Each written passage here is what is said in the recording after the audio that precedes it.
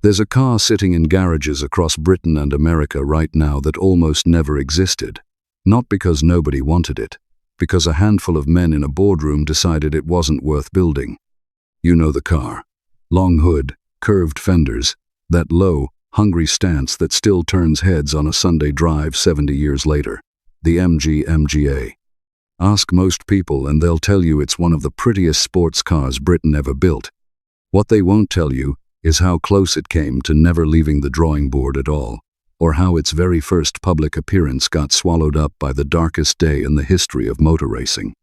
This is the story of a car born out of corporate politics, a tragedy that overshadowed its own birth, and a gamble that somehow paid off bigger than anyone at the factory dared to hope. Stick with me, because the part nobody talks about isn't the chrome or the top speed. It's the boardroom vote that almost killed MG for good. MG wasn't some upstart brand chasing a trend. The company traced its roots back to the 1920s, born out of a small operation called Morris Garages under a manager named Cecil Kimber, who started building sporting versions of ordinary Morris cars because he thought driving should feel like something.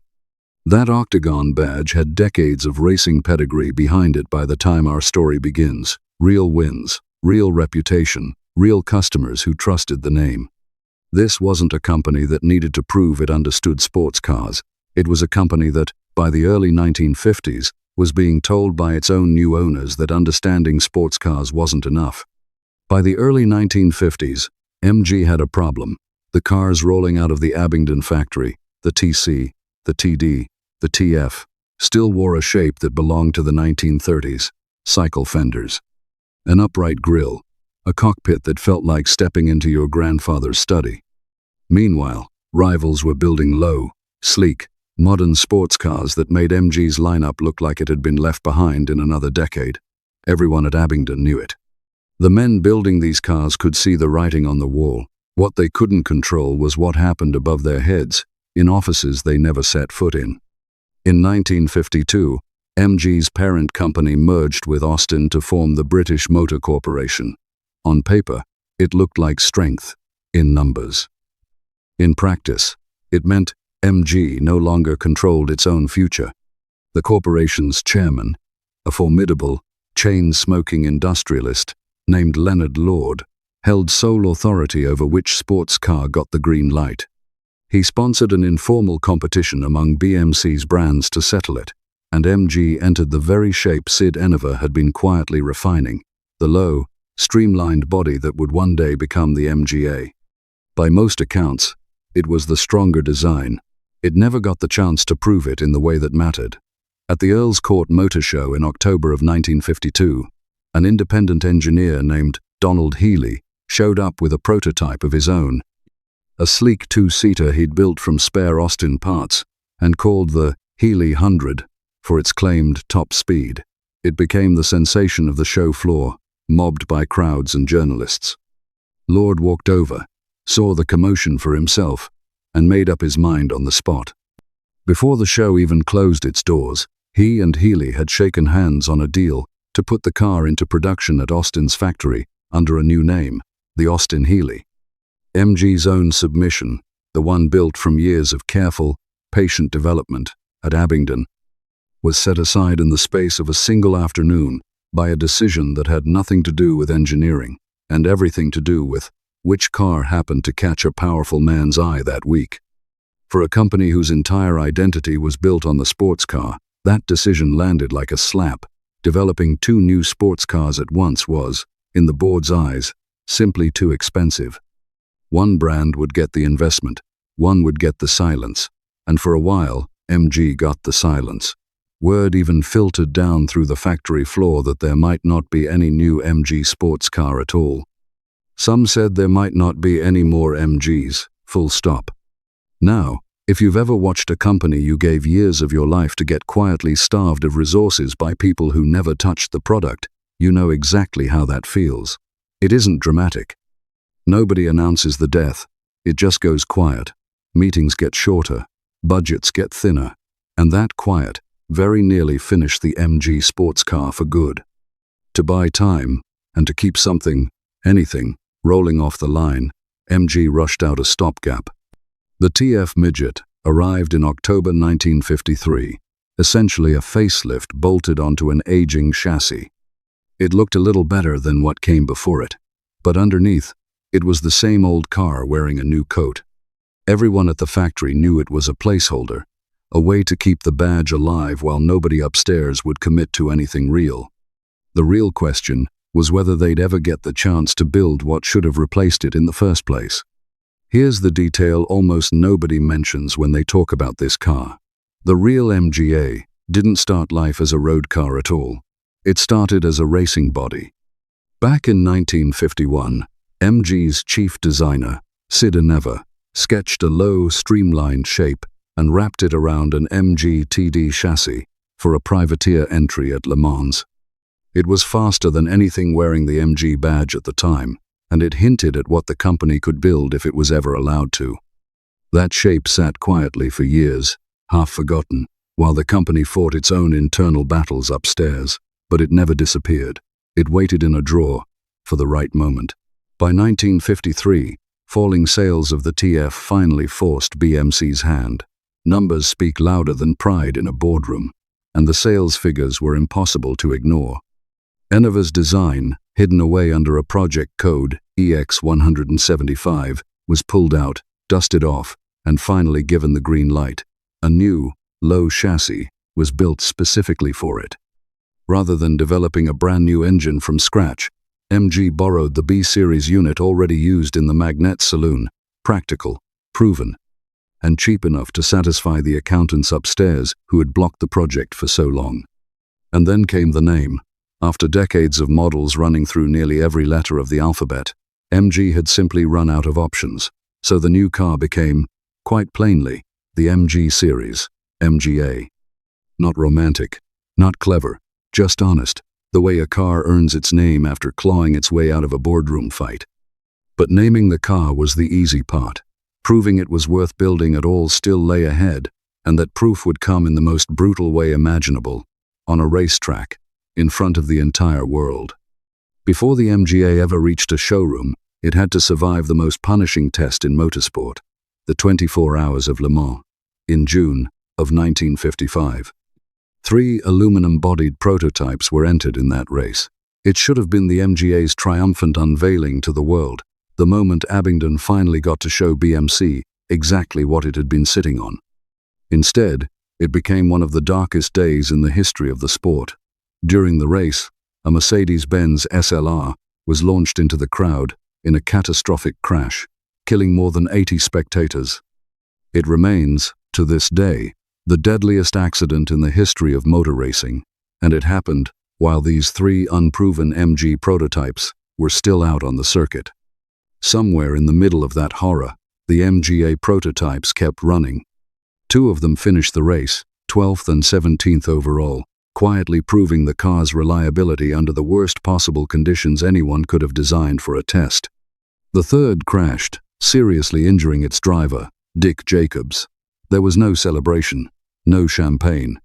Just a car that had, in the most brutal circumstances imaginable, shown it could survive when almost nothing else that day did. That crash didn't just claim lives that day, it changed motorsport itself. In the weeks that followed, several countries suspended racing altogether while they worked out what had gone so catastrophically wrong, and Switzerland banned circuit racing outright. A ban that would stand for decades. The MGA, a car that was supposed to be introduced with fanfare, instead entered the world under the shadow of an industry asking itself hard questions about whether racing, in its current form, could even continue. That's the environment the MGA had to prove itself in, not a celebration, a reckoning. 3 months later, on the 26th of September 1955, the MGA was officially unveiled at the Frankfurt Motor Show. This time, there was applause. The press loved it. Early cars made around 68 horsepower, enough for a top speed near 100 miles an hour, and a 0 to 60 time of around 15 seconds. Modest numbers by today's standards. Sensational for a small British Roadster in 1955, and a world away from the tired old T-Series it replaced. The car kept evolving too, quietly, year after year, the way a good product does when the people building it actually care. A coupe version arrived in September of 1956 with a proper hardtop, wind-up windows, and real door handles instead of the Roadster's simple latches.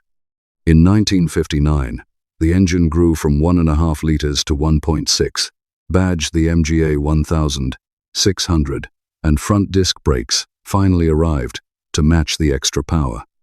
By March of 1961, the engine had grown again to 1,622 cubic centimeters, with a revised cylinder head pushing output up to 90 horsepower in what became known as the 1600 Mark II, the last and best sorted version of the car.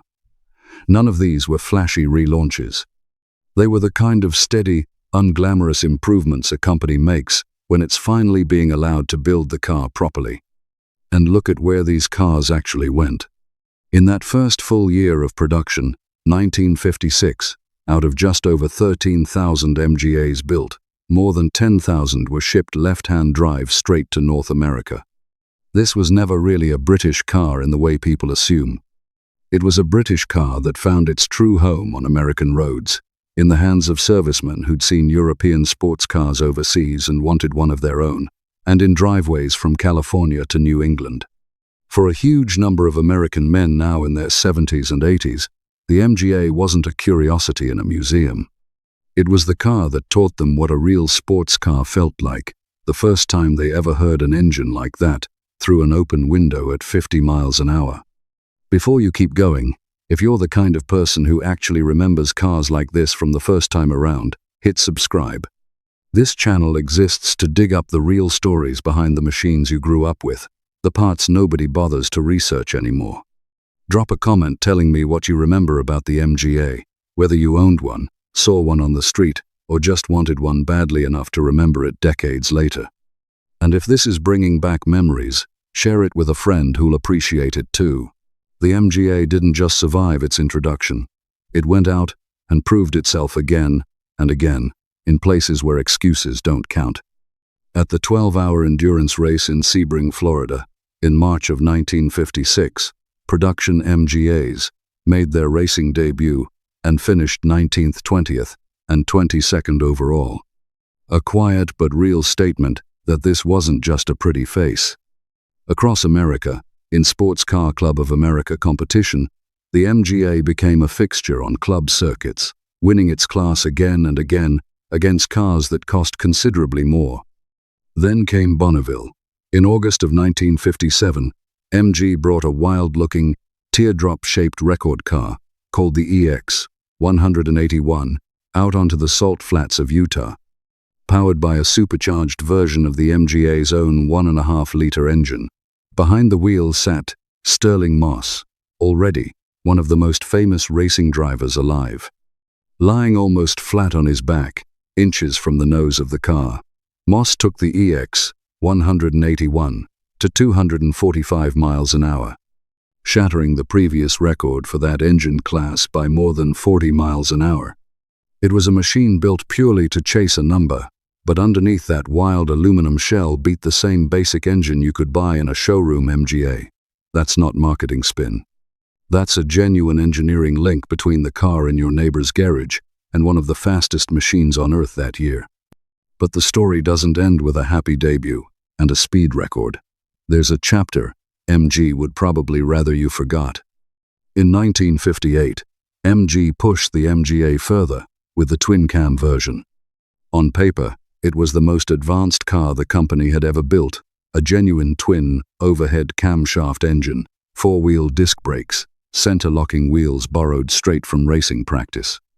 It should have been the crown jewel of the lineup, the car that finally silenced anyone who still doubted Abingdon. Instead, it became a lesson in pushing technology too far, too fast. The twin-cam engine demanded a high compression ratio and premium fuel that wasn't always easy to find at an ordinary filling station, and running it on anything less led to serious detonation and overheating problems that plagued owners almost from day one. Reliability issues piled up faster than MG could fix them. Within roughly 2 years, the twin-cam was quietly discontinued, with only around 2,000 ever built, a tiny fraction of the standard MGA's total production run. It's the kind of failure that gets buried in company history, because admitting you overreached is never good for the brand. And MG had every reason to want this chapter forgotten. And yet, despite the boardroom snub, despite Le Mans, despite the twin-cam stumble, the MGA did something no sports car in history had ever managed before. Before production ended in 1962, more than 100,000 MGAs had rolled out of Abingdon. It became the first sports car in the world to cross that number, outselling every rival that had once been chosen over it, including the very Austin Healey the board had preferred in the first place. Most of them were shipped straight to America, where an entire generation of drivers got their first taste of a real sports car from behind an MGA's wheel. Think about that for a second. The car nearly killed by a boardroom decision before it was ever built. The car whose public birth was overshadowed by the worst tragedy in racing history. The car whose most ambitious version failed within 2 years of launch. That same car went on to outsell everything BMC had originally backed instead of it, and became, for an entire generation, the car that introduced ordinary people to what a sports car could feel like. There's something worth sitting with in that. The things that almost get discarded before they even have a chance sometimes turn out to be the ones that matter most. Not because the path was smooth. Because somebody at Abingdon kept a drawing in a drawer for 2 years, kept believing in it, even when the people writing the checks weren't paying attention. And even after watching a rival win the room on a single afternoon at a motor show. Most of us know that feeling in one form or another. The project that got shelved because someone else's pitch was louder that day. The idea that sat untouched for years before circumstances finally turned in its favor. The MGA's story isn't really about cars at all, not underneath. It's about what happens when you refuse to let somebody else's bad timing become your permanent verdict. 70 years on, that same shape still holds up. Walk through any classic car show today, and you'll find MGAs parked proudly among cars that cost 10 times as much when new, still turning heads, still drawing a crowd of people who either owned one or wished they had. Parts are still readily available. Clubs still meet on Sunday mornings to drive them the way they were meant to be driven, with the top down and no particular destination in mind. That kind of staying power isn't an accident. It's what happens when a car earns its place the hard way, instead of being handed one. In 1962, the MGA was finally replaced by the MGB, a car that would go on to even greater fame and even bigger sales numbers. But it was the MGA that did the hard part first. It kept MG alive as a genuine sports car maker at a moment when the parent company had all but written the mark off in favor of somebody else's badge. It proved the shape Sid Enova sketched back in 1951 was worth building all along. And it did all of that while carrying, on its very first public outing, the weight of a tragedy that had nothing to do with the car itself. If this story meant something to you, if it reminded you why these old machines matter, do 3 things before you go. Subscribe, so you don't miss the next one. Drop a comment, and tell me what part of this stuck with you most, whether it's the boardroom snub, Le Mans, Sterling Moss on the salt flats, or the twin cam's quiet failure. And if you know someone who'd appreciate this story, someone who remembers cars like this from the first time around, send it their way. That's how stories like this stay alive.